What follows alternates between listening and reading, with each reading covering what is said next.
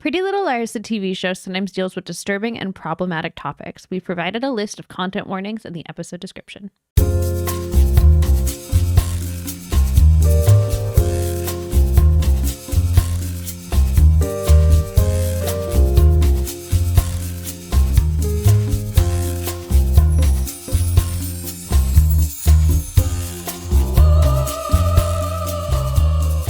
Hello and welcome to Dead Ends. I'm Emily. I'm Brenton. And we have 2 new episodes from season 4. A new character. Yeah. I don't know what I was expecting the show to go, but like an evil older house mother. How dare you call Grundy evil? You don't even know her. I don't know. But I mean, like, she's a little sketch. They are really pointing to her being like, I mean, she supposedly lived in this crawl space in the. That's what I was looking for. She would just disappear sometimes. She didn't live in it. She had her own room. Well, okay, yeah, not live in it, but she would pass through these secret passages in there, and she was also really mean to everybody there. She just knew when you were going to sneak out. She has bad vibes.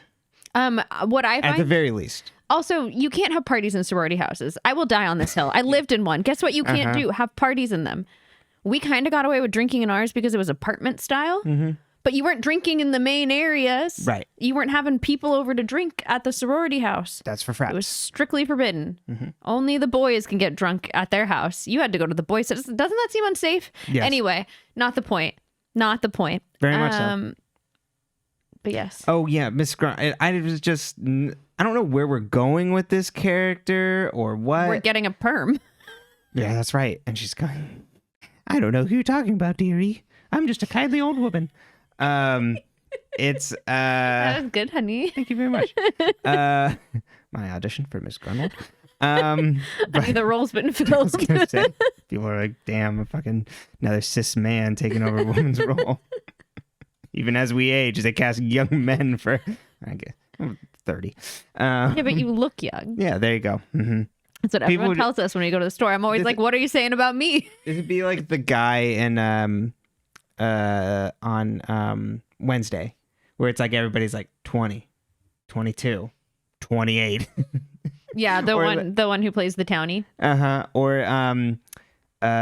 isn't the guy who plays Nick in Sabrina like older than the rest of them by a few years, like 6 years or something? I don't think so. I don't remember. I thought he was 26 to her 20 or something. Oh, I don't know. I think she was the youngest by far, but I'd have to relook them all up. I don't remember. Yeah, probably. I remember she was definitely the youngest, which would make sense because it's like, oh, like you've been in the business for a while. We can actually cast an actual like teenager, an 18-year-old.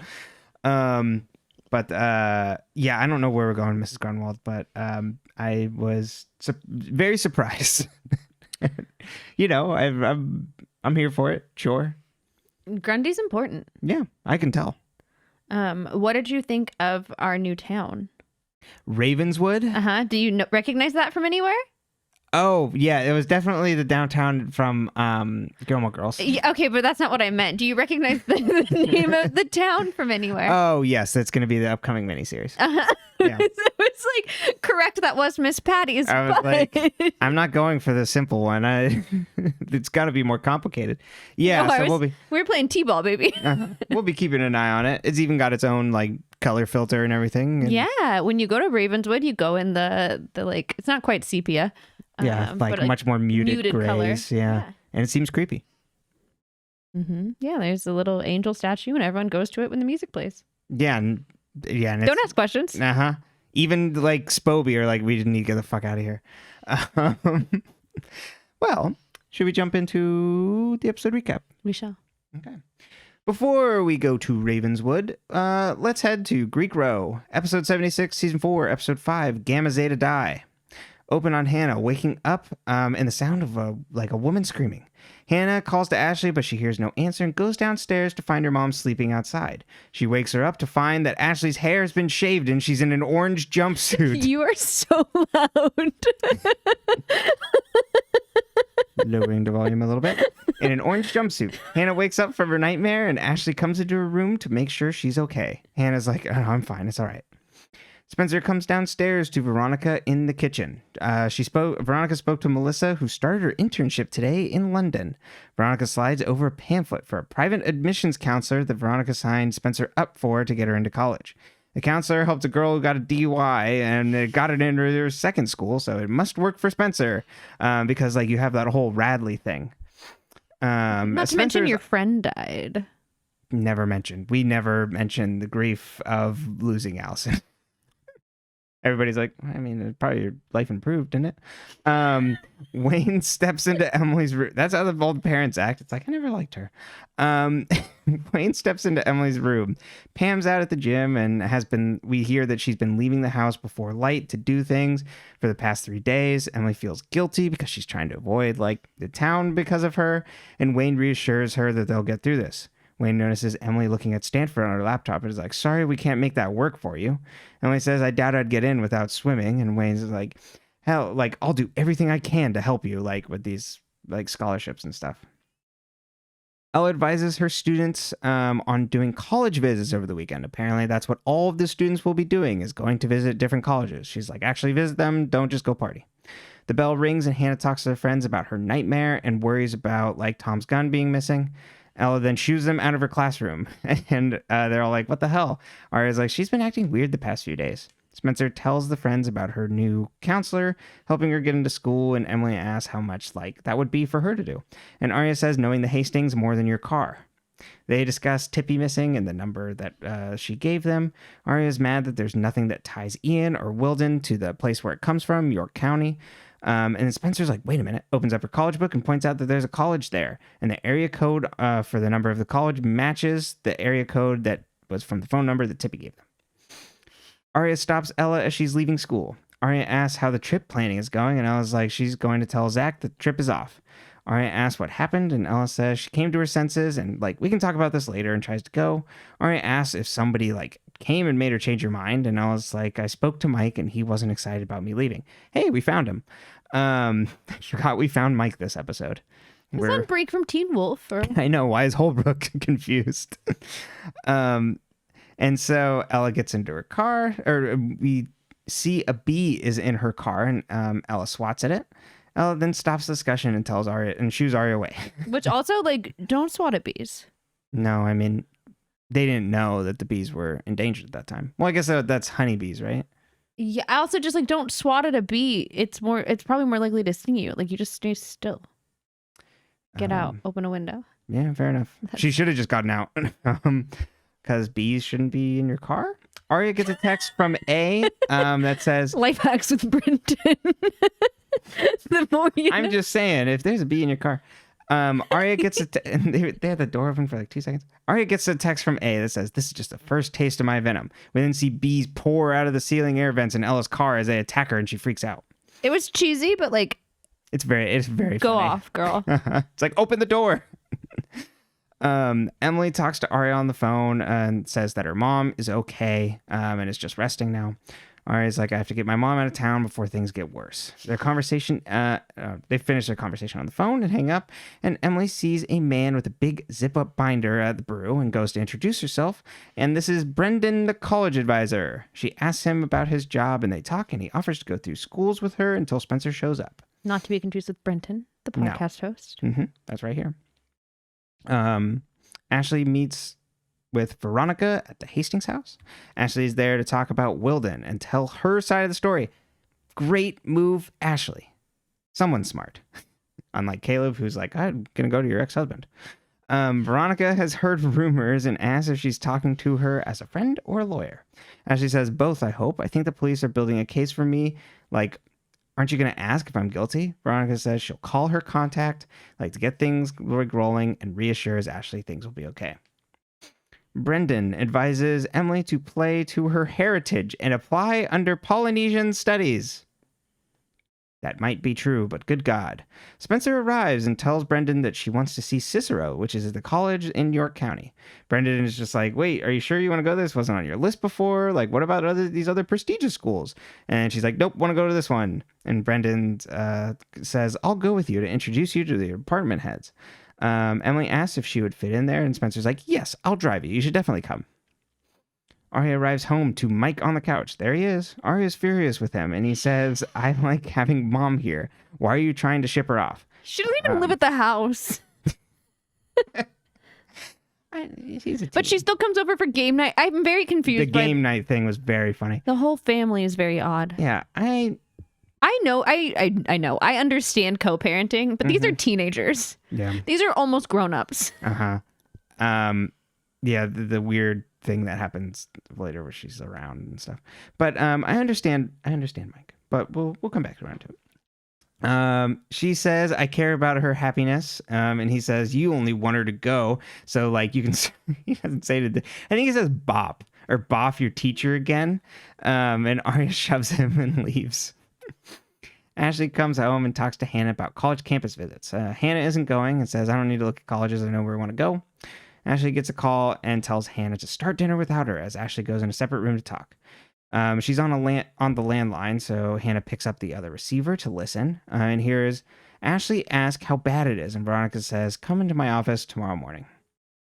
Hanna calls Aria at the crack of dawn after not sleeping all night. She's wondering if Tom, her dad, is covering for Ashley. She can't find Ashley's shoes under the sink anymore and finds that Ashley's closet is now locked. Emily's packing for the college visit as Wayne comes in and gives her some money for the weekend. Emily's like, oh my God, there's a lot of extra cash. But he's like, no, please take it. Go see a Star Wars. Aria comes home and updates Byron on how Ella is doing. She asks if he's going to go see her and that Ella needs Byron to tell her not to go to Europe. Byron's like, to go to Europe. Oh, to go to Europe. Apologies. Byron's like, why would I go and tell your mom to go run off to Europe with her like new boyfriend? Like, why are you even asking? Dated a student, sir. Yeah, it's, he's just like, why would I want to stick my nose in this? Aria's like, she doesn't know what she'll miss, and I know this is a strange request, but she cares and values your opinion. We then see Hanna breaking into her mom's closet. But Emily and Spencer are with Brenton at Cicero. Emily asks about sorority scholarships, and Brenton invites her to talk it over. Like, oh, maybe we could talk about it over a meal. Brenton then goes to look around, and Spencer's like, it's okay. You can dial it back. You don't need to, need to convince him. You actually want to go here. And Emily looks so crushed. Spencer discusses the plan to go talk to someone about like to look up the phone number while Emily occupies Brendan. Emily is totally fine. Just leave me alone. And when Brendan comes back, Spencer runs off. Hanna successfully breaks into the closet and finds her mom's bag sitting in the back. She opens up the zipper and finds a handgun inside wrapped in a bandana. Hanna calls Aria. Like a silk scarf, honey, not a bandana. Oh, yeah, silk scarf. There you go. I wrote bandana. Be ladylike. Yeah, I was like, I don't know what the word for this. Kerchief? No. Hanna calls Aria, but gets her voicemail as the gun is...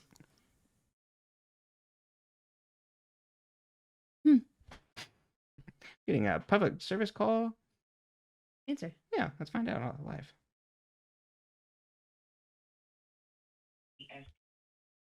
Oh. Well, that's from our old house. We used to live in Santa Barbara. I think I got an alert earlier for if you do live in Santa Barbara, we hope you're okay because I understand that there's rains and alerts and emergency things happening. Mm-hmm. So yeah, hopefully you're okay and you can get out of there. We know it's scary and there's one highway.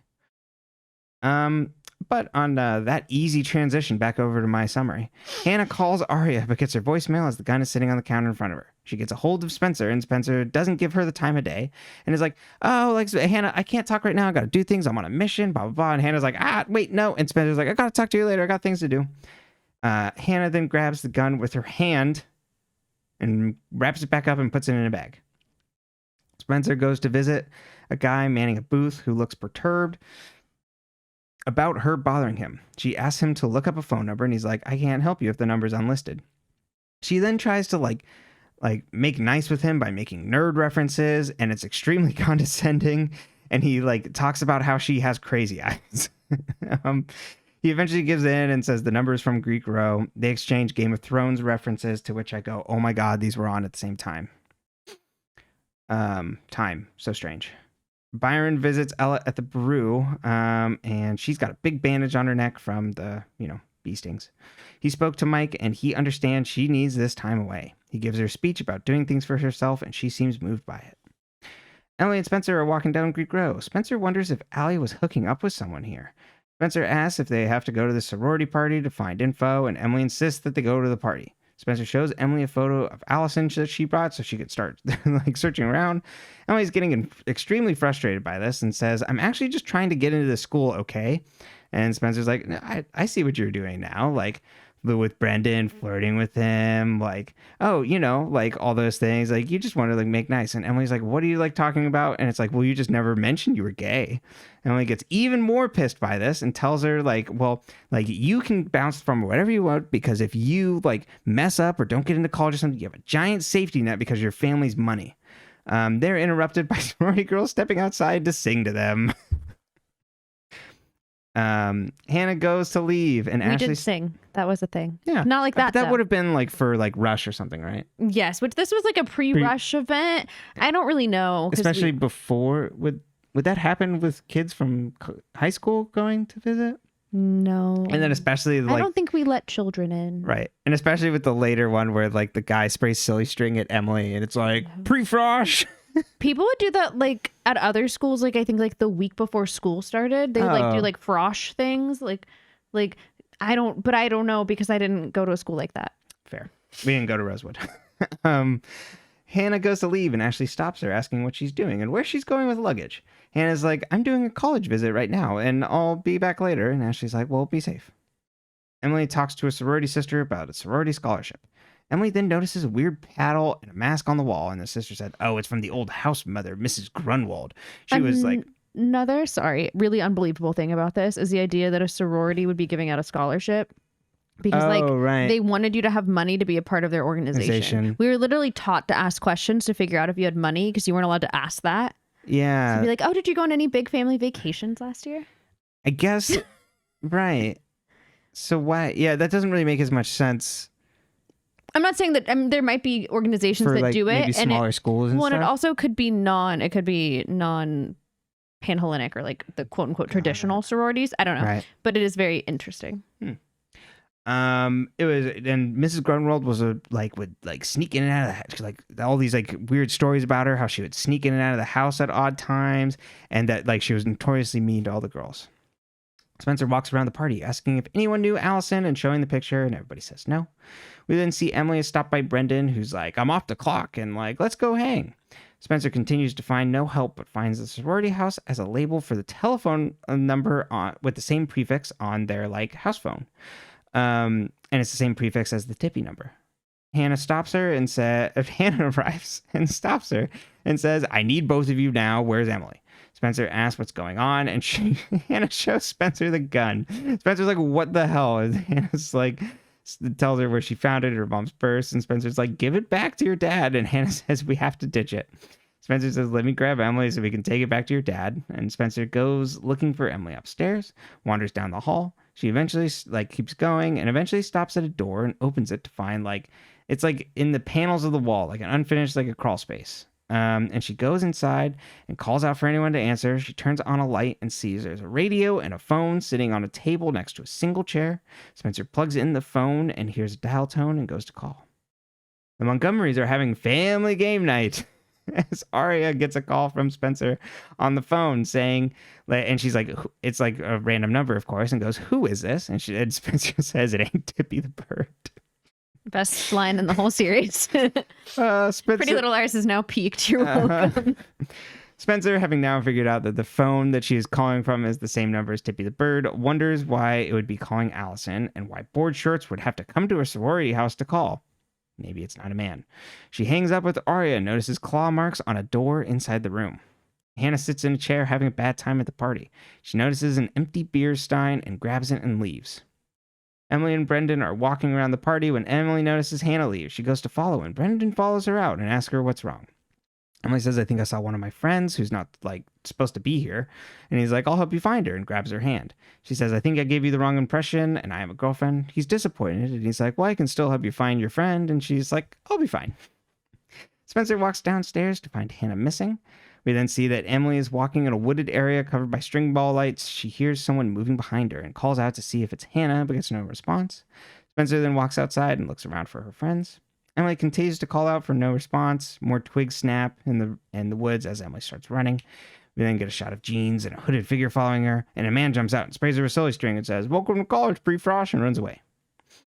Hanna is digging in the woods and is making a hole to bury the gun in. Spencer and Emily meet up and say they need to find Hanna before she does something stupid. Too late. Hanna continues to dig a hole when the police jump out and arrest her. Hanna is loaded into a police car as Emily and Spencer run up. They get a text from A that just says, "Just a friendly tip. Maybe Hanna and her mom can share a lawyer." We then get the A scene where a gloved hand pours honey and tea. They pull up a sorority photo with a bunch of dust on it so you can't see who's in it. And then they dust off the center of it so we can see that it's Mrs. Grunwald. The end. Okay. Spencer has some great lines in this episode. One, Yeah. "Mom, I am not a sofa." Yes, I didn't write that down. That was when they were talking about fixing her, rebranding her for college. It was positioning her. Yeah. Mom, not a sofa. I loved that. And also it ain't Tippy the bird. I just thought we should really, really take a moment to honor those. Yeah, Spencer's on one this week. Mm-hmm. This is... she sure is on one. Yeah. She talks about in the next episode how she bulldozed everybody, which is exactly where she's in right now. It's just nope, my way or the highway. And we're that's back to chaotic Spencer. Mm-hmm. And this is usually how we find Hanna, but not Hanna, Spencer, but there's usually no friction from anybody else. They just go along with her. Mm-hmm. So it's fun to see her just misreading the room because she's not reading the room ever. She's never read the room. And then also the we don't get, she's usually a little bit more self-aware when she's being condescending. Yes. And so she's condescending to everybody in this episode, to the nerd, to Emily about wanting to go to this small college. Mm-hmm. I think it's really smart that this is 100% an aspect of Spencer's character that just usually never goes. Usually she's self-aware enough to not say these thoughts or people don't challenge them. Right, exactly. It's a little bit more rolled with it, but it's yeah, she's like a Hastings, so of course some of this stuff's gonna pop out from time to time. Yep, that's what she was raised as.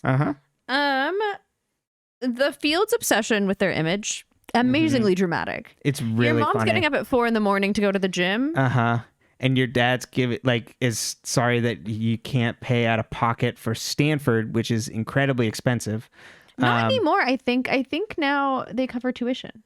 That's for specific income, isn't it? Oh, it's for under a specific income, right? And I don't think Emily, given her situation, would be under. I was so poor it would have been free. Right. But I think they did it the year after I would have applied. Right, but looking at their family, they're doing pretty good. They're comfortable, right?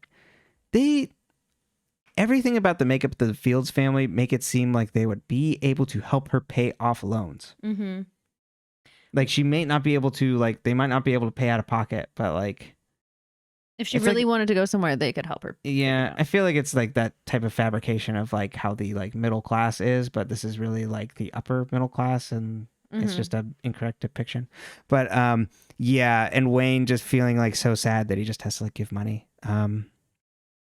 We the Fields family fragile ego and image is still and well truly in place.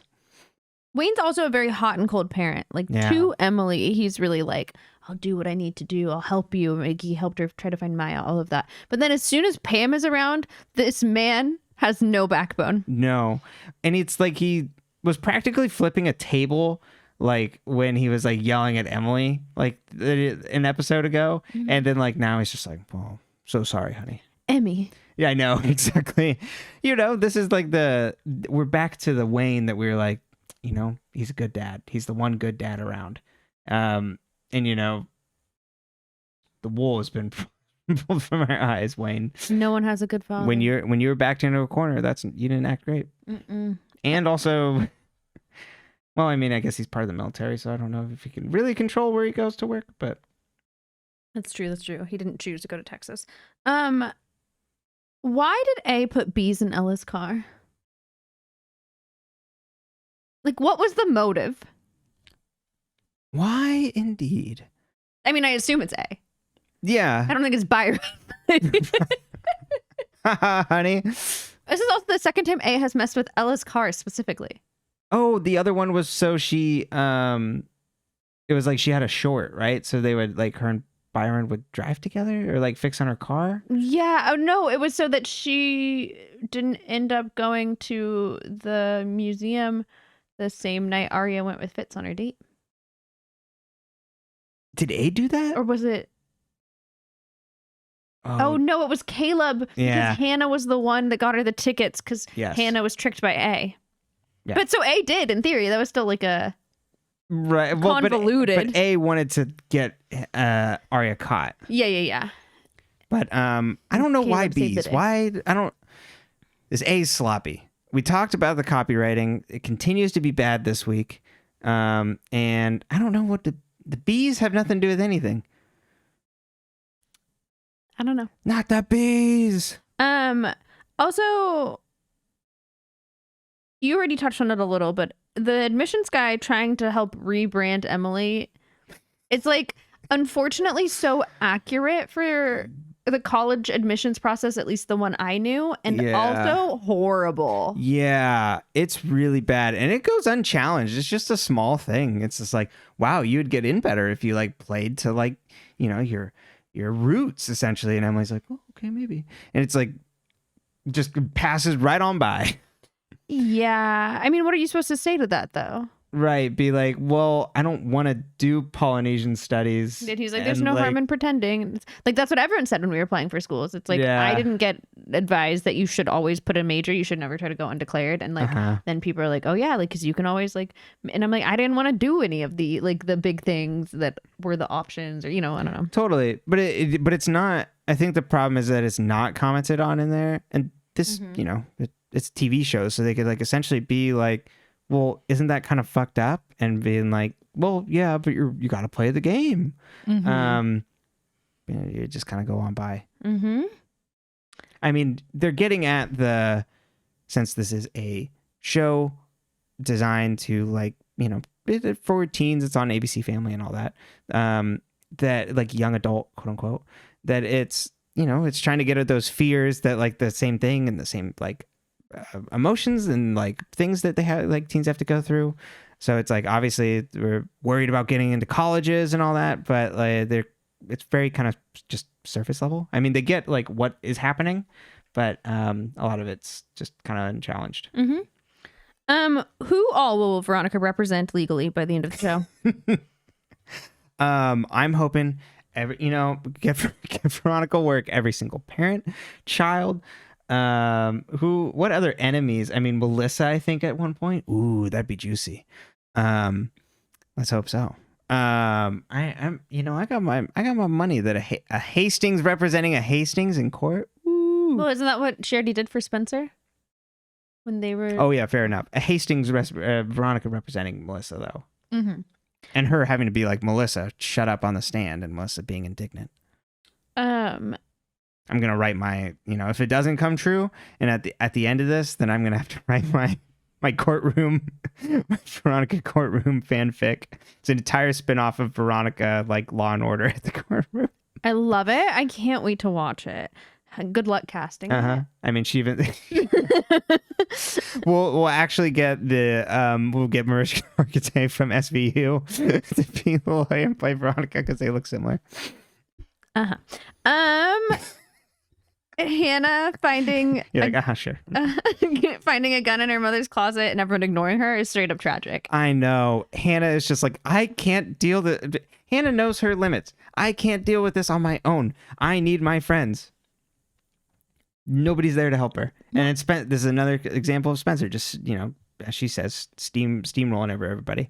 But poor Hannah, like, of course Hannah makes the bad decision. She needs that help. She needs the assistance. Is Caleb out of town this week? Yeah, he's camping with his dad or something. So like everybody needs to be on watch. And what's Aria doing during this time? She was at family game night. Yeah, but she can answer to a call from Tippy the bird, but not from like her like good friend Hannah. Scrabble's more important. You do realize why maybe she would answer when it was Tippy and why she well, it wasn't a random number. She knew the number. Right. But like you wouldn't also call like if like listen. Hannah should have sent an SOS text. It would be a hair issue. trigger if any of these, if like I was involved in this friend group. I would have sweats every time I saw their name come up on my phone. You have to answer that. I'd be so anxious. If I were Aria and I saw Hanna come up with shit. Well, she already told her she had to go. She already didn't, or she didn't answer. She didn't answer. Listen, this is also, if it was not written by millennials, it'd be like, why is she calling? We called all the time then. I feel like my friends and I called. There's still more texting.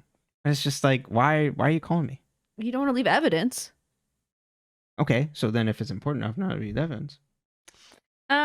Why not take Hanna with you to find Emily, Spencer? Like Spencer's like, stay here by yourself. Stay here. Much better idea. I have no idea. They always do that. Also, sorry. Emily just walks right into the woods too to find Hanna. Yeah, what are you doing? I have so many questions. And then Hanna and the gun. Why is she burying the gun? Of all the fucking things to do with that gun, why would you I'm gonna go in the backyard, bury the gun. Find a clearing and bury it? Yeah, I have no idea. Dumb shit. That's some dumb shit, girl. It's really dumb. There's evidence that your friends were there. But yeah, I have no idea why she's like, this is the best course of action. I'm gonna bury it in the backyard like a dog with a bone. Yes. Why didn't she go to the same? Well, she's freaked out about the water now. They pulled out the car, so that would be her normal mode. They remember they'd blocked off that part of the thing. Oh yeah, torch link. Yeah. Also, she's out of options to throw things. Where else are you gonna put it? Besides in the lake. Yeah, backyard of a sorority house, apparently. You know what I always say? Put your weapons in the backyard of the sorority house. That's right. The one I lived in had a courtyard. We didn't have a backyard, and it was mostly cement. Yeah. So find you one with a backyard, I guess. Yeah, don't move into one of those. Go to Cicero. So we got a line in this that Game of Thrones and PLL were existing tandem. You commented on it. We already know this. Who would play who on Pretty Little Liars from Game of Thrones? Oh, Cast Pretty Little Liars with Game of Thrones characters. I mean, the guy's pretty accurate. It's like you would like the Lannisters. The woman who plays Cersei. So Cersei would be Spencer. Would be Spencer. Okay. We're ignoring age ranges. There's not many young. No, age doesn't matter. Okay. We're casting this on vibes. Right. Vibes. I would think. Well. Okay. I know the names. I love how much thought you're putting into this. Yeah, we got to do it right. Aria would probably be Aria. Yeah. They'd both like snap on you, but like are willing, like have like, you know, they're softies at heart, but like, you know, they'll take someone down. Let's see, Emily. Marjorie? No, she's she's Sophie Turner. That is Sansa, and I don't say that happily. That is she's been through some shit. She's been through some shit, and she comes out the other side angry, but like, boy, oh boy. You know, Marjorie. No, you can almost see a Hannah, but Marjorie's a little too crafty. She's calculated. You'd almost be better off putting a Spencer in that. You know what I mean? Like than a. Yeah. Who would be Hannah? That one's a little bit more of a tough one. Ooh, Jon Snow. You know nothing, Hanna. But Hannah's like always right. But like, right. Except for now. Jon Snow's always right. I know. But yeah. Uh-huh. Oh, I see it. Yep. Oh. Now, the hard one, because, you know, our bestie. I could also see like Caleb being like a Jon Snow. You know what I mean? Or something. Just like. He's John, his older brother, his older half brother. Oh, the one that I always thought was Jon Snow for the first season? Yeah, they look really similar. They look very similar. Is it Richard? Sure. I can't remember. I cannot remember. I don't know who would be Mona. Mona would maybe be Marjorie. No. The grandmother. Yeah. Yeah. Or she's like Viserys or something, or like Littlefinger. One of those like crafty people playing stuff in the background. I love it. Okay. How they introduce Ms. Grunwald is low-key amazing, in my opinion. Yeah, I completely forgot that's how we got her. That she's just like evil house mother. Yes. Where do you think Grundy's gonna take us? I know you've touched on this a little, but like it was one of my cues. I am just like, where is this going? Because I was like, oh wait, there was a connection with Allison and a frat, but it's like, oh, she was there because Ian was there. Mm-hmm. Are you telling there's like some other connection? I think. Let's see. We learned that Cece got kicked out of a college, and had to drop out. I don't know if we got the name of that college, so maybe that is to do with, maybe it's this one, and has to do with Miss Grunwald, being around and part of that, and so they lay it out pretty plainly here that it's just like, why would Board Shorts sneak into a sorority to call them? Maybe Board Shorts isn't a guy. So that was my assumption, and that Board Shorts could be like their like pet name or joke or something. It's just like, oh, you're into that Board Shorts or something. I don't know. I wasn't there. And so I'm assuming that like we're gonna find out that related to like Board Shorts is gonna be Cece. Even if she's not Board Shorts, that could have just been like their like phrase that they'd say to one another. It's like an inside joke. All right. Well, that's the only one I can connect to like college or like Cicero that's not like Penn or something. Speaking of the college, if Emily wants to flirt with a boy to get into the school, I support it. Yeah. It's flirt with whoever you want to get whatever you want. Also, the guy, they make great pains at the beginning that's just like, he's young. Mm-hmm. He's younger. It's okay. And he went into the family business. He went into the family business of college. Yeah, no, he's fine. It's fine. No harm, no foul. Yeah, I'm like, Spencer, you have the problem, right? And if he is upset that like, that's also his problem. He's crossing a line of professionalism. Absolutely. Maybe he's too young for his job, right, if he's flirting with the people that he is supposed to be helping. Right. College students or high school students. Yeah, because he's a college student. I believe we're supposed to. Yeah, that's what we're supposed to do. So, no, Brendan. Emily's fine. Emily's fine. Spencer's a turd. Speaking of Spencer is a turd this week. It ain't Tippy the bird, but whose bunker is it? Oh, in there? Yeah, whose bunker or room? Is it just like a phone call room? I'm assuming it was it was a like a secret like phone call room to like reach out and where you call boys. Oh, you can't call them on the main phone. I don't know. I was just too. I don't know. But I never knew the main number for the sorority house I lived in because I was there in the age of cell phones. That's fair. There's like scratch marks on the door in this bunker, which would have been now. Yeah, during this happening here. Yeah, but they have all the landlines. We had a landline. Oh, okay. It rang sometimes. Oh, there you go. Some people answered it. In the walls? It was in the kitchen. Got it. Like in the main kitchen. Mm-hmm. But we all had like our own kitchen. You could have a landline in your room if you wanted. You had to like pay to have the phone set up, but like you could do that. You could do it. Gotcha. I didn't do it. Yeah. Why? Scratch marks on the door in the bunker. Why? Yeah. Seems like something probably went bad there, huh? Or the Beast from Beauty and the Beast was there. There you go. That's what it is. This is the room they were holding the Beast. Or someone turns into a werewolf and they shut him in there. Mike. Yes. I've never seen Teen Wolf, but I assume that's what it's about. I know the premise yes, the teen is a werewolf. I know the premise from the Michael J. Fox movie. I don't know what the premise to the TV show was. Well, all I know about that movie too is that he dunks as a werewolf. Doesn't help it. Airbud takes a whole new meaning. That's right. That's all I have for you on this one. Okay, you ready to move on to the next one then? I am, but we need to take a quick pause. Episode 77, season 4, episode 6, Under the Gun. Lieutenant Tanner makes coffee as she interrogates Hanna. Hanna won't tell her anything about the gun. Tanner tells her she was carrying a gun without a license. It was a .38, and there was only 4 bullets loaded in it. You need to think about who you're trying to protect, Hanna. Ashley comes in to pick up Hanna, and she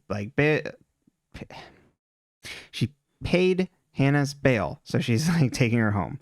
They walk out of the room to find that Tom's there also, and he tells Hanna they're testing the gun. Hannah's like, what are they testing it for? And Tanner says to see if your dad's gun killed a cop. Emily talks to Hanna, who's at home because she can't go to school until the DA calls. Emily talks Hanna down on her being set up by A, and she tells her she needs to tell her parents about A. Hanna says, what if my mom pulled the trigger? Emily is then greeted by Shauna, who walks into the locker room, and Emily's like, gotta talk to you later. Emily asks Shauna why she's wearing a swim team jacket. Shauna says she's on the team now and transferred to Rosewood from private school. She's like, oh, too bad about your shoulder. And like, you know, Paige really told me a lot about things. Sounds like things are pretty rough for you. Emily is quietly furious. Tom walks into Hannah's room and asks what she told police and what she was doing with the gun. Hanna says, I didn't take the gun from your office. I found it in Mom's luggage from New York. Hanna then gets a text and looks at it pensively. Spencer and Aria catch up at the brew. They wonder why Emily's late, and Aria says, Spencer, you need to apologize, to her. We need everyone on board. You got that.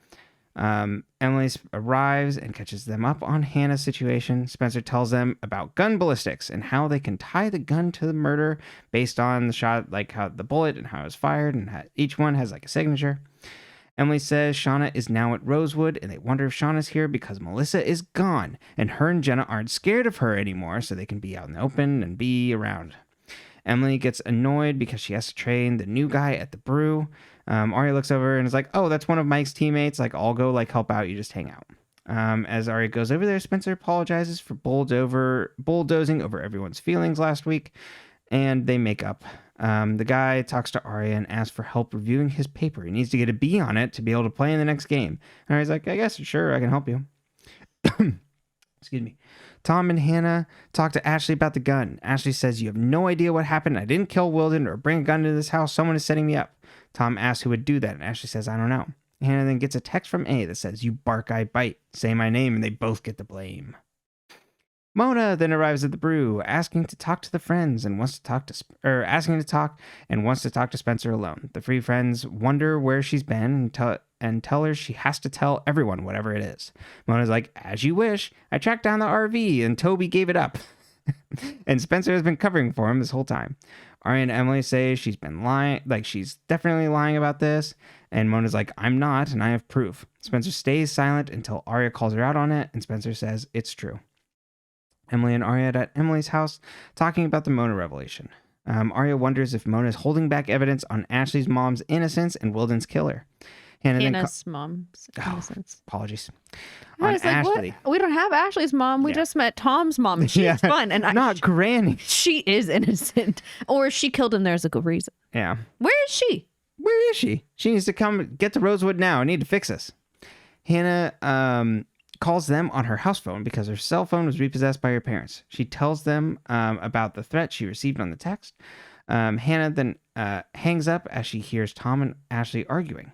We hear that Ashley say that she didn't have the money Wilden needed, so she stole the gun for protection. She got scared, and Wilden grabbed the gun out of her hands, and Ashley just ran. Caleb comes over, and Tom tells him to leave, and Ashley backs him up. Caleb eventually acquiesces and leaves. Spencer catches up with Toby, and she says, we have to tell them the truth. They'll understand. Toby says, if we tell them it's over, I want back to Radley and talk to Eddie Lamb. He knows something but won't tell me. I also spoke to my dad, but he won't say anything. A is my only chance to find out what really happened to my mom. Spencer says she has to earn back some trust and then calls the sorority. Aria is helping Connor, who is the new barista, with his paper. Mike is surprised that he's there and then leaves. Connor asks if Mike's okay with him being there, and Aria's like, oh, Mike being upset. It's not about you. Emily comes into Hannah's room, and she's surprised she was allowed in. Emily's like, well, I found an excuse to, come to see you, and, I have to bring you, quote-unquote, homework. Emily says if your mom didn't do it, then maybe, that it may not be the gun that they have there. That if she didn't do it, that might not be the gun that killed Wilden. And I want the dash cam footage from Wilden's car. Hanna says, hell no. Emily says the second half of the video shows Shauna and Jenna are connected to Wilden and no one reported anything, so that adds 2 suspects to the mix. And it says if I do anything, it backfires, and Emily says, let me do it, then the cops won't have to know where this came from. Hanna opens up her jewelry box and gives Emily the hard drive. You know, you shouldn't have given it to Emily.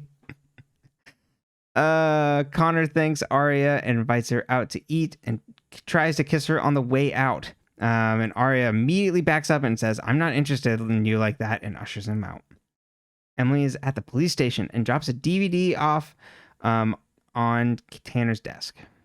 Ashley is staring off into space as a frying pan burns behind her. Tom runs in and turns off the stove and puts it out and asks what Veronica told her. Ashley says, we haven't heard anything yet, and that's not a good sign. Ashley then grabs the hot pan and burns her hand. Tom says, let me help you out. Calm down. Tell me, it was self-defense. I could totally believe that. Ashley says, I already told you what happened, as Hanna looks at them from outside the kitchen. Emily hands Caleb a note at school on behalf of Hanna. Emily then walks away as Spencer tries to talk to her, tells her their theory on Mrs Grunwald and what Mrs Grunwald was using that room. Emily keeps trying to brush her off and yells at her about the RV. Spencer says, I can't explain everything yet. Emily says, think about who you were hurting with that by not saying anything. Emily then walks away and hears classical music coming from room and sees Shauna playing violin, and she scowls. Her and Jenna must be a very musical, lovely couple. I know. She get Aria in there. She could play piano with them. Oh, yeah. Mike wanders the school hall and then finds Aria and says, how could you hook up with Connor last night? Aria's like, where did you hear that? Mike says, the locker room. And tries to talk with her more. Bringing a new meaning to locker room talk. Or not a new meaning at all. Not at all. He tries to rip into her more, but she gets up and runs down the hall. We then see Fitz watch her as she leaves. Oh yeah, he works here now. She goes into the locker room and tells Connor, you kissed me and I pushed you off. He says, don't act so innocent. Everyone knows about you and Mr. Fitz. She gets mad and turns around to leave and runs into Fitz, who's standing there, and says, Miss Montgomery, you shouldn't be in here. She leaves and he follows after her. Maybe you should do something to curb boys spreading rumors. But Brenton goes, well, do something. Shouldn't he gotten in trouble? And I said, for what? Expecting him to say, slut shaming Aria or spreading rumors about Aria. Brenton goes, bad mouthing a teacher. And that's how you know he went to Catholic school. You gotta do something here, man. Your first instinct was that the teacher was going to get him in trouble for bad mouthing the teacher. Mm-hmm. Yep. Not for bullying another student, another minor. Yep. You were worried about Fitz's reputation. No, I just wanted him in trouble. No. I just thought it was the funniest thing. What the hell are you talking about? I was I'm pretty sure that wasn't against the rules. Bigger fish to fry here, bud. I went to public school, baby. Spobie Drive, and Toby asks if Mrs. Grunwald is expecting Spencer, and Spencer says no. Toby apologizes for everything about the RV, and she says, and he's like, we can't say anything. She says, I know. Aria sits on the school steps, deleting text messages from unknown numbers asking, am I too young for you? All shit like that. Fitz then walks up and says, what happened? What happened back there? There's those rumors, you can't let them get to you. And Aria's like, well, there's a bit of truth for it. And you can't be the guy who makes me feel better anymore. Just stay away, and leaves. Good. Spobie arrived to a cemetery with a gray and dark filter, or drive by a cemetery with a gray and dark filter over the camera. Ooh, we're in Rosewood. Ravenswood, not Rosewood. We see a woman standing next to a coffin being lowered into the ground. They park, and then we see the sign. A woman watches them from her window. Spencer tries to ask for directions from a woman who just completely brushes her off. Toby then locks eyes with the woman staring at them through the window and says, we should get out of here. They then get back in the car and leave. Emily goes to talk to Mona about what A has on Toby. She wants in on whatever Mona's doing, because obviously Mona's running off doing her own business. Mona says, I'm not the one pulling the strings anymore. A has proof on everything bad we've all done. One wrong move and we all go up in flames. Spencer and Toby then arrive at a gate and ask a gardener if Mrs. Grunwald's home. He says he's the only one here, and he only deals with the master of the house. Spencer and Toby then turn and leave. A gardener pulls out a cell phone and makes a call. Spencer and Toby are back in the downtown of Ravenswood as Toby's like, I'm so hungry. Like, let's go get something to eat. Spencer's like, no, we got other things. Like, I got more important. And he tries to talk to her about, like, essentially just like when you're on low blood sugar, like, you like get a little snippy. And she's like, wow, your girlfriend sounds great. And Spencer sees a woman getting her hair styled and she matches the woman in the sorority photo. So she walks in and asks for Mrs. Grunwald. Spencer asks Mrs. Grunwald about Allison. She doesn't know anything about, says she doesn't know her. Spencer asks if she knew of Vivian potentially. Grunwald says no. Spencer asks her about how she got in and out of the house and disappearing. And Grunwald says, I can't help you. I'm not who you think I am. Aria's sad in bed as Emily calls. She declines the call. She then gets a knock at her bedroom door. Mike comes in. Aria tells him to go away. He comes over and says, I messed up. I should have known Connor was making things up. I'm your brother.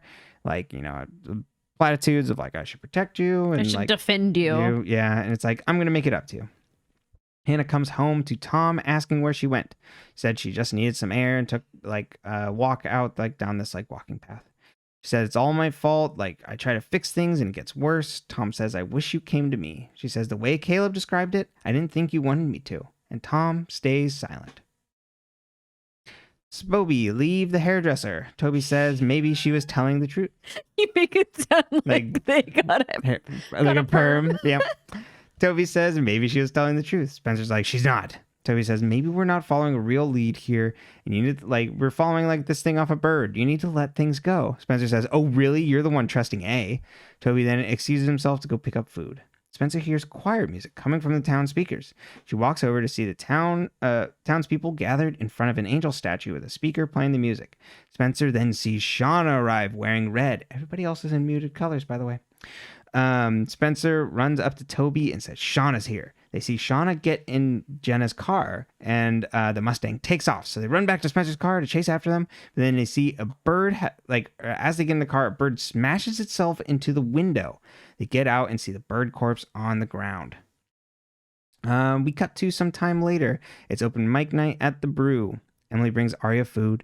Connor walks by and they stare each other down. And Emily says, I put him on trash duty tonight. Spencer comes in asking if they're still talking to her, and Aria says, yeah. Spencer tells them about finding Shauna in Ravenswood.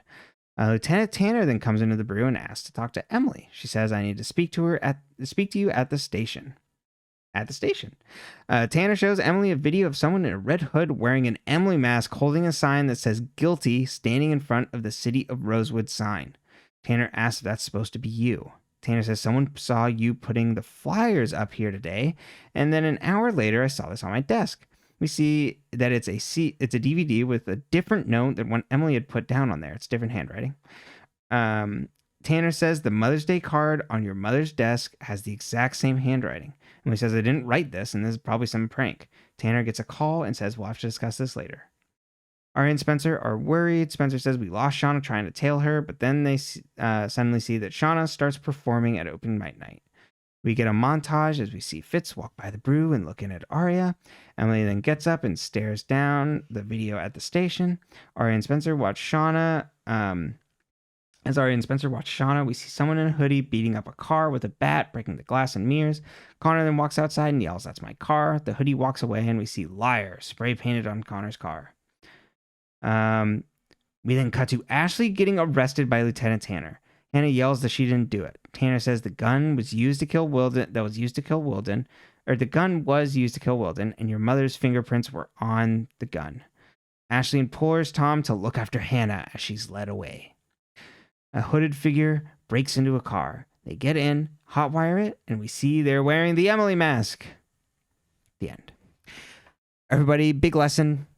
Don't model for a guy in the woods with your face. Don't let him use your face. Also, like, once again, tap into your ACAB energy and remember, they shouldn't be interviewing minors alone. No, not at all. And I assume there's minors still. I don't think we've had a birthday. Mm-mm. It's all the same year still, right? And we haven't gotten to the end of their senior year. Yeah, that we last picked last season's year. So it's their senior year, but I don't know. Right, there's no time jump of like, we graduated. No. Did any of the Marins kill Wilden? No. Okay. I am now fully well, Not even Tom? I do have my suspicions about Tom. Okay. There is, like, did Tom follow after her, see what was going down, get in a scuffle with Wilden, and bang, bang. I do have my suspicions about Tom. Like, potentially, like, falling after her and stuff like that. So then do we think everything we heard from Ashley was the truth? Yes. Okay. I'm 100% fully believing Ashley. Okay. I think it aligns with exactly what I was envisioning last time, that she was called to meet Wilden and like had to bring the money and all that stuff. So I think that's all true. But I think there's something that she's leaving out. So I think that's maybe where I find the Tom thing might not work out, because it still seems something like she's like holding back something. And she was so certain that it wouldn't come back on her, on Hanna. And so, like, maybe there was some sort of deal struck with whoever did kill Wilden, was like, I'll take this and go hide it. Like, it'll be our secret. So that's why I don't think it's Tom. But it could still be Tom, and a lot of this is performative. Why is Shauna at Rosewood now? Menaces know how to menace. She's tired of commuting. She's just like, I'm going to be here now. She doesn't get commuter benefits. She's in high school. Exactly. And it's like, I'm going to be here with my girlfriend. And also, then I can join the swim team and like harass Emily. So, you know, what better time? But also, like, I'm assuming, I guess she lives in Rosewood. So then she was just going to a private school and so is now just going to the public? Yeah, I don't really know. I mean, she worked at the Halloween shop, so she must like be local. Why doesn't Toby want the girls to know about the whole thing? I feel like it's a really weak. It's a house of cards. Spencer now knows, and so he's worried that A would pull back on revealing information to him if he said, "Hey, A's feeding me info." A still has him on the hook. Yeah, and now A can use it to mess with more of them. Yeah. And it's like, hey, if you step out of line, Toby never knows what's happened to his mom. And they go, oh, yeah, you're right. So, yeah, I find the Toby plotline it's not going it's not going anywhere great. I do like Spencer voicing frustration with him, being like, you put me in this fucking situation. You know, like, I get it. Yeah, she has every right to be fucking like furious. Annoyed. But yeah, it's like, okay, where are we going? Can we kind of get over this? It's not, and because it's so disconnected from everything else, it's like, it's not fun. At least at the moment. Fierce. No, it's not. It's not the 3 Fs. Why is Connor a fucking idiot? Because like lying about Aria when she could literally take him out with a heel. Like, have you looked in that girl's eyes? Listen, they're lucky they left that locker room alive. Yeah. Those high school boys got audacity. So I'm saying he's an idiot, but like, it's also the most accurate thing that I think has been painted on the show is like a woman or girl being bullied, cyberbullied by boys. It's way more likely to happen. I feel. Oh yeah, totally. That is 100% like. Oh, am I too young for you? No, slut shaming, yeah. You're too dead for me. Bop, bop. Right. Oh, she puts out, so then everybody harasses her. And by puts out, you mean she slept with your teacher.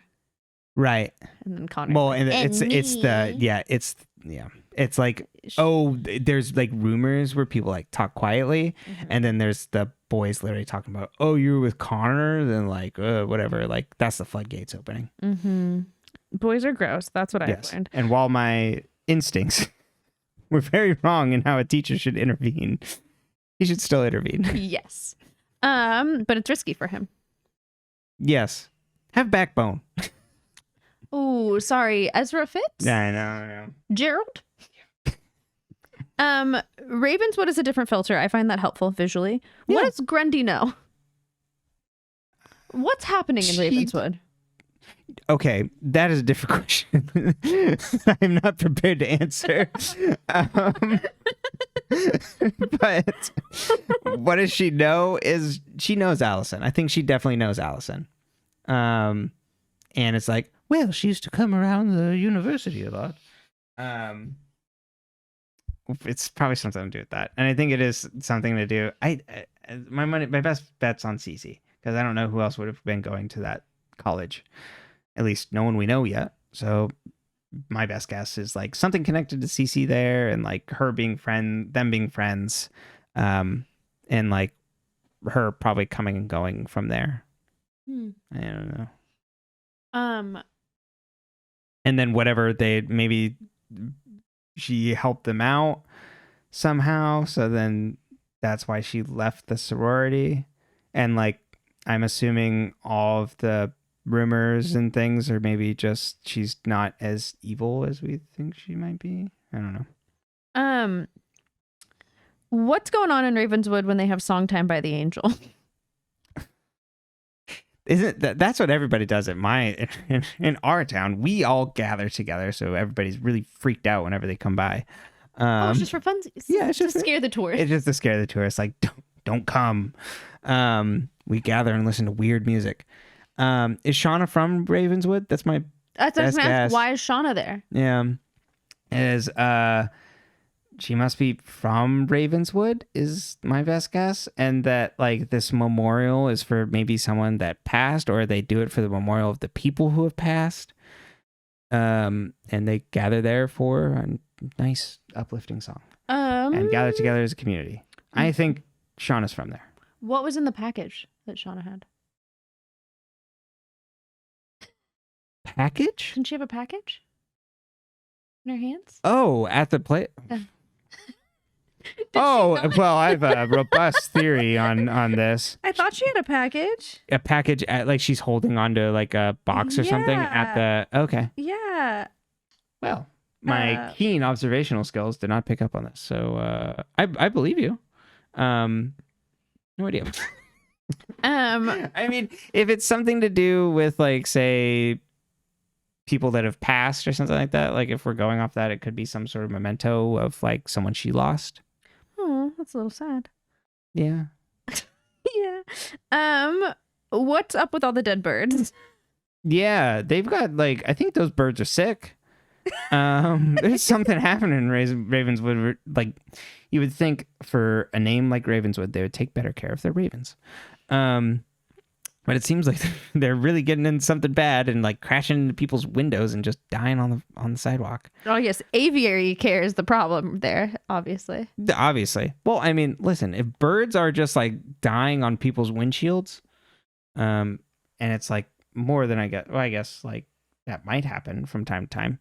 We used to, when it never died, but when I was in, I think it must have been middle school, probably up through high school, but like I remember middle school because I used to be able to walk to school, and there was, and I would watch like MTV music videos for a little while before I'd go to school, and there was this bird every morning that would fly into the window over and over, and just like bonk, and then would like fly away, and then go sit on the branch for like a couple minutes, and then go bonk, and then like fly back away.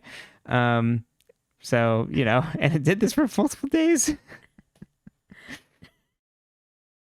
And it was alive. So that's what I'm saying. If we had taken better care of our birds. Oh. But yeah, Ravenswood it's all vibes right now. We got no explanation for this. It's creepy vibes. We got weird vibes going. It's a vibe-based community. It's on the sign. Dead birds? Uh-huh. Speaking of signs, sent that video of Emily in front of the sign with the mask. Yeah. Why? I know. And why, like, why do the police then go to, oh, this is Emily, someone is wearing a mask as Emily. I guess maybe to try and see, like, who would want to target you? But they didn't. They said, they don't ask that. This handwriting matches the handwriting on the Mother's Day card. And so she's this is supposed to be you? And Emily's like, why would I do this? Yeah. So I'm assuming, just to clarify what happens here, that A takes the DVD of the dashboard cam and trades it out for this, right? Mm-hmm. Okay, wanted to make sure. Because I, like, the first thought I had was, like, that there was, like, two separate things going on. It's like, no, wait a minute. And so it, you know, we were talking about, like, hey, we've got some competent police officers. But to like good antagonist here, but like this is This doesn't align. Another question. This police station doesn't have cameras? You would think they would. You know, I don't know. They're saying, what are you spending all your budget on, Rosewood PD? Got an increase last year. Okay. Rallying again. Sorry. It's all like, oh, we're being defunded. Yeah, and then it went right up. Well, we were funding Wilden. Let's talk about another adult creep, Ezra. What's he do? Was he going to come to read his poetry, or is he just standing in the window to look at Aria? I know. Open mic night. Yeah. It's the creepiest scene of Ezra we've ever had. He's really weird in this episode. He's just kind of like this ghostly figure. Well, I mean, that's kind of what he is, haunting Aria. And that's you should write a poem. Listen, the writers put it right there on the screen. They put it on the page, and then it was translated. It should be poesque too. Like then it'd be like the Raven, and don't fit in the episode. I don't know. A poem. I know zero about. Know zero about Poe. So, yeah, he's just kind of like a ghost haunting the halls and haunting Rosewood, being like, "Oh, why don't you go take care of your son?"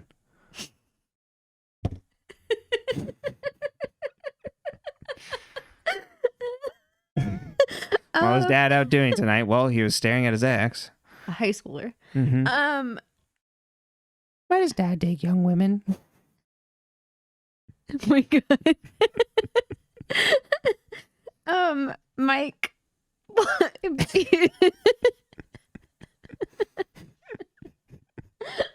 It's obviously Mike who beats in Connor's car, right? Yes. I mean, Mike can no longer break into places. It's so funny that they just transition Mike back in. We haven't seen Mike in forever, and then now he's just being a giant like stick in the mud. Oh, my mom is leaving. Like how could you sleep with my friend? Just being a general antagonist to Aria. And then now we have a significant, but it's at least a semi-significant subplot I think that's coming about like beating up his friend's car, which we can only assume that it is Mike. So like, cool, I guess. Welcome back, Mike. I thought it was so funny. I thought it was going to be Ezra at first. Like I couldn't remember. And then I saw the jacket and I was like, oh no, that's Mike. Oh, I assumed it was Mike because he goes like, I'll take care of things. And I'm like, oh, well, Mike's going to overreact. And I just thought teenage boys and their controlled emotions. Right. I'm just so shocked that he's back. Again, because of the Officer Holbrook thing. Where's Mike? And then also like they kind of got this like nice end, so I thought he was just gonna be like off in the corner doing his thing. Yeah, but no, he's back. We missed I don't know what to make. Not really. Mike's fine, I guess, but it's like he's back. It's just like, why are you back? It seems like his plotline is just gonna like weigh it down more. I don't know. I don't know what it adds. It's gonna come and go for a while. Okay. You're not done with Mike. No. You ain't seen the last of Mike. Mike Montgomery is here. Hooray. MM. Last but not least, why is A hot wiring a car and whose car is it? That is a very good question. I wrote it myself. I mean, it's not a police car. I'm trying to think of whose car it would be like significant to. I don't know, maybe Ashley's, because Ashley's car is the one that ran over Wilden, and really just trying to bury Ashley. But I guess that's my best idea. I'm trying to think of anybody else that had any significance to do with the car.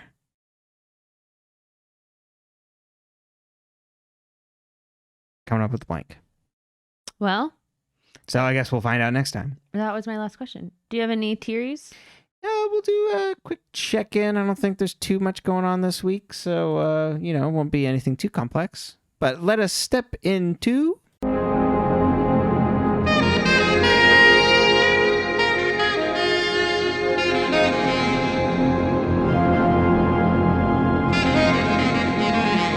Theory Corner. Welcome to Theory Corner. So...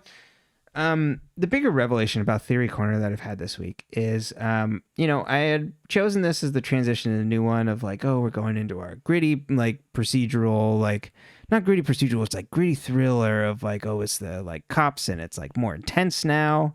as we wrap things up. But now that we've been spending more time at the police station as a set, and now that we have like Officer Holbrook and things putting together theories, we're just, this is just Holbrook and Tanner, right?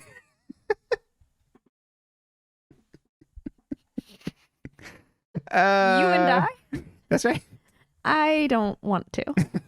Not participating. ACAB. Just weird parallels as we go through this.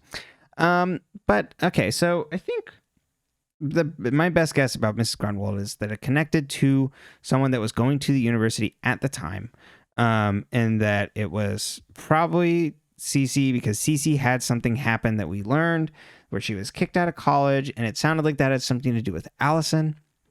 For the life of me, I can't remember who told us that piece of information. Damn, I lost it. But I know that was a piece that's come up, right? Was that Cece was kicked out of college, and that might have been because of Allison. Yeah, it was either Cece or Jason, I feel. Was it like, I almost want to say it was like Veronica's thing. I don't think Veronica has anything to do with Cece. She hasn't mentioned it. Either way. And so that is the connection to Mrs. Grunwald. Mrs. Grunwald has like either caught them, knew, or was aiding and abetting them with whatever the hell like happened there. Possibly to do with like another guy or like weird shit they were getting up to. I have no idea what that possibly is yet. And so I think that's pointing there. And so that would maybe partially point to, again, like Cece being involved on like A team, possibly A. Linked up there. She's gone missing. So she could be the one that's like running around, like changing out like DVDs and things like that. Although I feel like the DVD thing maybe came from Shauna or Jenna to like protect themselves, which would make more sense rather than A. And then like that's the same thing with like using the mask, because they would know where like Emily got it from. Mm-hmm. And so we don't get a signature from A on those things. So I think that could potentially be not an A thing, maybe a B team trying to protect themselves there. And again, just reiterating that Ashley has made some sort of deal with someone of like, Wilden won't be missed. And like, I'll protect you. We'll take this down together. And like, you don't have to mention anything that happened here tonight. And which has now backfired on her by, I think other two things. The person was being truthful with them and like cooperative, and like A or someone got a piece of that and is using it as leverage, or, the other option was the person that did that to Wilden was then holding that info over Ashley, and she had to like come up with money or come up with something that ended up not going through, or the other person betrayed her like intentionally. Not intentionally, but like it's like, oh, if you don't do this, I'm going to blow the truth on it. Mm-hmm. Blow your cover. Maybe it was Allison alive and well running around. And I think there is some credence that it could be Tom, but I don't know if I quite believe in that they were entirely play acting a scene for Hannah's ears there. Okay. Which they could be. I'm not ruling that out. And then there is also I don't know who the other possibility for like killing Wilden is. I guess it could be like a CC or even a one of the B team, like getting back, like Melissa, Shauna, Jenna, getting back at him. Because like there is the thing of Melissa saying, oh, we're scared of him. So there could be like something there. A little bit scattered, but I think that's kind of where we're at right now in Theory Corner anyway. Beginning of the season, so we're just kind of ramping things up a little bit. Is Allison dead or alive? I'm going to say alive. Okay. But alive, but not A. Okay. When Toby was working for A, was he also working construction jobs? Like, was he doing both? Yes. Okay. You think he was doing both? I do think he was. That's got to be so tiring. I know. He's 2 jobs. Uh-huh. Because it's so funny. Mona's like, when he got the job in Brooks County or whatever is when I recruited him. Mm-hmm. So I think he was working a job and then it was like, yes, at nights I will put on the hoodie. And in into season 4, early season 5, I believe, Toby will have a career change. I'm very excited about this. Oh. Would you like to guess what it is? Oh, yeah, let's do it. Oh, my God. The worst scenario would be cop. Okay. But I think that's likely. He is on the A team. Doesn't matter. I mean, I guess you have Wilden. Yeah, exactly. Not really banner model there. And they're just like, oh, yeah, this whole safety deposit box where he had a gun with the serial numbers filed off. Yeah. And a bunch of cash. Oh, we don't pay. How would he get that? Or what else would Toby go into? Firefighter. He would be a firefighter. Uh-huh. I see him doing like a public service job like that. Not a teacher. What would he teach? Carpentry. Oh, we could be wood shop. Uh-huh. Okay. Auto shop, maybe? I like that for number 3. Wood shop. I was trying to think what else he can do. Auto shop. He works on his motorcycle. Oh, he does work on his motorcycle. He reads Catcher in the Rye. Oh, yeah. Better English teacher than, Well, you know. He'd also be dating a student. Oh. Yeah, but my money's probably on cop. On cop? Yeah. So. FBI? No. You're like run of the mill. Yeah. It made me think of Leo from Veronica Mars. Love Leo, but Leo. One of the best. Yeah. Any final theories for Theory Corner? No, that's it. Like I said, pretty light week. Mm-hmm. But Mrs. Grunwald just kind of throws me through a loop. I'm like, what? Does this have anything to do with anything? She's gonna have a lot to do with everything. I soon. am sure, but it's just like now I'm just like, what? This bitch is gonna be a bestie for life for you. Perfect. I mean, I don't know if you're gonna be ride or die for her, but me and Grundy. Wait, is Grundy the teacher name from Riverdale that Archie is like having sex with at the beginning of that series? Is it? I think so. Do you think they stole it? Maybe.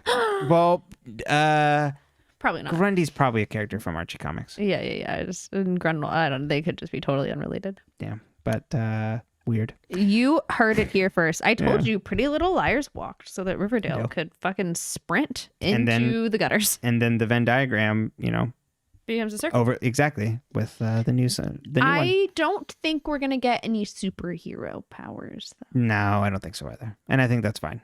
This is the level of soap opera that we're operating at here is perfect. All right. Well, we've gone a little far afield by theories, but thank you all for coming. We'll see you next time. Goodbye. Don't